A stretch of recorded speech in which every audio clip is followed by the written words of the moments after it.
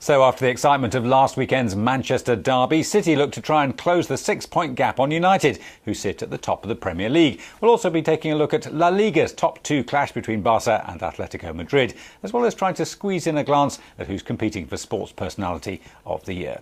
I'm Nigel Stevenson. Joining me today are SpreadX's Andy McKenzie and Reuters Sports' Tim Hart. Gents, thanks very much for joining us. Tim, let's start with you then. And start with Newcastle, Manchester City. Newcastle turning a corner a bit. They beat Wigan, lost to Fulham. Presumably Man City too strong for them? Yeah, it's a dull prediction, but City will be far too strong for Newcastle. Newcastle this season have had Europa League and Premier League. They're missing a few players through injury like Caballé and Stephen Taylor. Their squad has been stretched now coming to Christmas. Manchester City all the way. OK, so that's an easy one. Morning to you, Andy. Man City almost have spent the week since the defeat to United saying they are still the strongest team in the city. Are they trying to convince themselves? I mean, how do you see this one going? Well, Manchester City not really firing on all cylinders. I mean, 1 win in 6 and Newcastle 1 win in 10, so two teams slightly out of form. I mean, having said that, that was Manchester City's first defeat of the season in the league, so you would expect them to go on to win here. And the odds suggest that. I mean, 4-1 Newcastle at home, you know, it's quite a large price, but City big favourites here. Newcastle lost 5 of the last 6, of course. They're in a bit of a crisis here and they could find themselves getting dragged down into the relegation zone. They might actually be looking towards the following weekend when they've got QPR at home, so they might see that as a more winnable game. So the punter's definitely getting with Manchester City here, and of course they won 2-0 in the corresponding fixture last season. OK, so we've got no disagreement there. Tim, let's move on to United welcoming Sunderland to Old Trafford. Presumably that's an automatic 3 points too, isn't it? I mean, you just look at the form books and you can tell that Sunderland have been struggling. Martin O'Neill tends to always get a good result each season under whichever team he's been in charge with against United. But you know, after the City results, Manchester United are just in top form. Van Persie and Rooney up front. Sunderland's defence aren't going to be able to handle Manchester United. OK, so I assume Andy would agree with that when just too strong? Yeah, the punters, they think that the Black Cats will be waving the white flag against the Red Devils, really. I mean, when you look at the form, you know, Sunderland 1 win away from home in the league so far. United have lost just 1 in 10, 6 points clear now. The interesting stat, the last 5 times these teams have met, there's only actually been 5 goals scored in all games. United won 1-0 on both games last season. So our total goals price here is 3.4 to 3.6. So that's maybe going to tempt in a few sellers. But, you know, United are 1-5 here, so they're massively odds on. In terms of supremacy, we think they're about 2 goals stronger than Sunderland. So, you know, we're expecting a home win here. OK, so the punter's finding it difficult to actually make money here. So let's move on to Fulham QPR, which might be a little bit more interesting. Still awaiting that vital win, Tim, for QPR. Yeah, well, QPR have gone 3 draws in a row under Harry Redknapp. I think it's going to be a 4th draw as well. Fulham have been pretty inconsistent of late. They got a good result against Newcastle, but as you said, Newcastle have been struggling also. So I think QPR Fulham will be a draw. Interesting, QPR haven't actually beaten Fulham since 1983. They've only played each other 6 times since then, but last season it was 7 goals to Fulham and nothing for QPR. And it's not going to be a win for QPR, but I think they will nick a draw. OK, Andy, where's the money going on this? I presume it's a little bit more even than the 2 Manchester matches we've been talking about.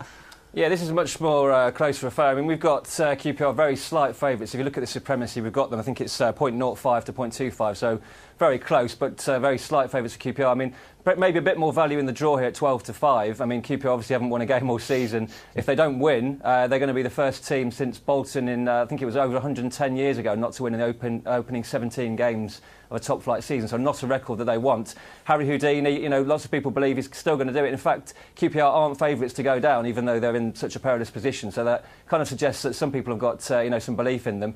But we are seeing most of the money here on another draw. You know, I personally think, you know, if the QPR are going to win a game, this is perhaps one that they can do, because very inconsistent Fulham. I think the win against Newcastle was the first in 9 games on Monday night. So it's there for the taking, really, I think, for QPR. OK, a little bit more open there. Let's move off to Spain now, with Barcelona taking on second-placed Atletico Madrid. Mr Messi scoring just another couple of goals on his record-scoring season. We've got the comment, actually, from his coach. Let's hear what he said.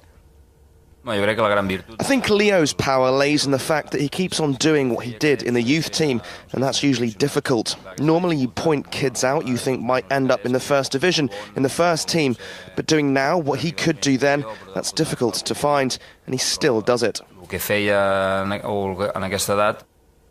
Well, that's what his coach says about Lionel Messi. Tim, I mean, does he control this game against... I mean, it's still 1 against 2, which is rare, but does he control it still? Well, Lionel Messi I have to write about him and talk about him a lot, and I've run out of superlatives for him. But this match, you've also got Falcao for Atletico Madrid, who scored 25 goals this season, bit less than Messi's 32. But yeah, Messi's got 88 goals in a year. What more can you say?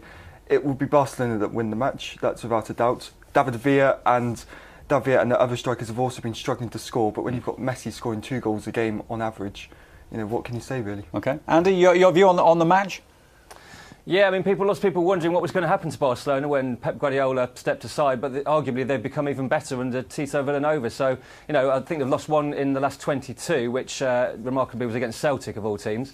They're 11 points clear of Real Madrid in third. If they win on Sunday, which the odds suggest they will, I mean, they're 1-4 when they're playing against the second team, which is, it just shows how much favourites they are. They could go 9 points clear. They might as well hand them the trophy before Christmas, I guess. OK. Finally then, Andy, let's come to you about the Sports Personality of the Year. You've seen where all the betting's going. Where's your money? We're going to put all the prices up, but where's your money going? Well, I mean, the big favourite here, Bradley Wiggins. I mean, when you think it's been a fantastic year for sport, and you think of some of the achievements that, Mo Farah doing the long-distance double in the Olympics, David Weir, even Rory McIlroy getting a major, that must be the most overshadowed major win for some time. But Bradley Wiggins, 7 Olympic medals now, 6 World Championship titles, 1 Tour de France, of course, first ever Brit to do that. And the bookies think won a Sports Personality of the Year award to go with that on Sunday night. He's a big favourite, really, and lots of money going on him.